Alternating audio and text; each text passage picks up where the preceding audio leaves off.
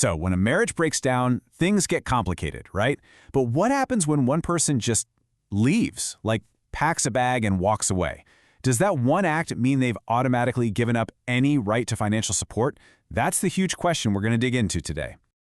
So let's just put it right out there. When can a spouse be denied financial support just because they left the marriage? Is walking out the door an automatic deal breaker? Well, we're going to get into the weeds of this by looking at a real case that forced the courts to answer that very question. Okay, so this whole story kicks off with a really important case from back in 2005. The names were Meena and Dinesh Parmar, and their story, wow, it's all about promises, betrayal, and a court left trying to figure out what really happened. All right, let's get the basic timeline down. Meena and Dinesh get married in '95 and move in with his family. Standard stuff. But then, just a year later, Meena, who's 7 months pregnant, leaves. After their son is born, Dinesh actually goes out and buys a separate apartment. You'd think that would solve things, right? But, get this, she still refuses to come back. And a little while after that, he's the one who files for divorce. And you know, like so many of these cases, the court suddenly had two totally different versions of the story. On one side, you've got Dinesh. He's saying, hey, she knew what she was signing up for with my family, then she just started fighting and wouldn't even try to make it work. But Meena's story, completely different. She's saying she was harassed, treated badly by his family, and that he basically abandoned her when she was pregnant. So, who do you believe? That's what the court had to figure. So what did the court decide back in 2005? Well, to really get their verdict, you have to put yourself into 2005 mindset, because the legal world was about to see a massive shakeup. Okay, so the whole case really came down to this one legal idea, desertion. And it's not as simple as just leaving the house. The fancy legal term is animus disrundai, but what it really means is, what was her intention? Was she just taking a break, trying to get some space, or was she mentally and emotionally done with the marriage for good? That was the million-dollar question. And believe it or not, her entire claim for financial support boiled down to this one little snippet of the law. See that phrase right there, without any sufficient reason? Everything, and I mean everything, depended on what the court thought that meant.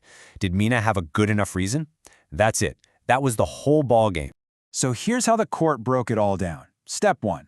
They looked at Meena's claims of being mistreated and basically said, yeah, this is too vague, there's no real proof here. Step 2, they pointed to her promise before the wedding to live with his family and said, hey, a promise is a promise. Step 3, they saw Dinesh buying that separate apartment as him genuinely trying to fix things. And then, the final nail in the coffin, step 4, the burden of proof. Back then, the law put it all on the wife. She had to prove her reasons for leaving were good enough, and in the court's eyes, she just didn't. So, the verdict came down. Divorce granted. But Meena's request for her own financial support? Denied. But here's a really, really important part of the story. The court made it crystal clear that whatever was going on between the parents, their son's right to support was a totally separate issue. In fact, they didn't just grant him support, they increased it. Okay, but if you're thinking, wow, that sounds kind of harsh, you're not wrong. Because this story is far from over. 2005 was just the beginning. The law itself is about to go through this massive evolution, and that's where things get really interesting. You really have to think of the Parmar case as a kind of historical marker. It's a snapshot of how things were, but it is absolutely not a rulebook for today. The law isn't set in stone, right? It breathes, it changes, it evolves, right along with society. And check this out, you can literally see that evolution happening on this timeline. We start with Meena Parmar in 2005, where the wife has to prove grave cruelty. Fast forward, and you see the courts starting to think differently, interpreting these laws more generously. And then bam, the big one. The burden of proof completely flips on its head. Now the husband has to prove his wife's reasons are unjustified. The whole game has changed. So what does a sufficient reason even look like today? Well, a more recent case from 2025 gives us a perfect example. The court found the wife's reasons were totally sufficient because, listen to this, she wasn't even allowed to use the toilet in her own home. She had to cook with a wood stove. Her husband cheated on her and didn't even visit her after she had a miscarriage. Now think back to the Parmar case where her complaints were called vague. You see the difference?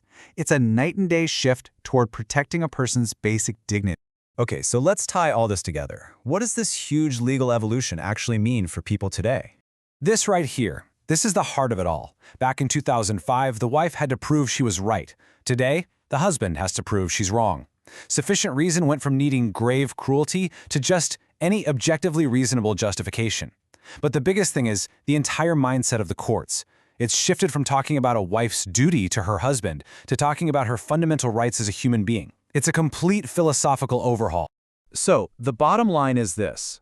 The law has finally caught up to the idea that a marriage isn't just about duties and obligations. It's a partnership, and in that partnership, each person's dignity and well-being comes first, period. So, why does any of this matter? What's the big takeaway? It matters because these legal changes aren't just happening in some dusty old courtroom. They're a mirror reflecting how we as a society have changed our minds about marriage, about equality, and about what it means to be an individual, even when you're part of a couple. The law is just catching up to what we already believe. And that leaves us with one final question to chew on. The law has made this incredible journey to catch up with us. But we're not standing still, are we? Society's idea of what a marriage or a partnership is will keep changing. So what do you think is next? What's the next big legal principle that's going to have to change to keep up with us?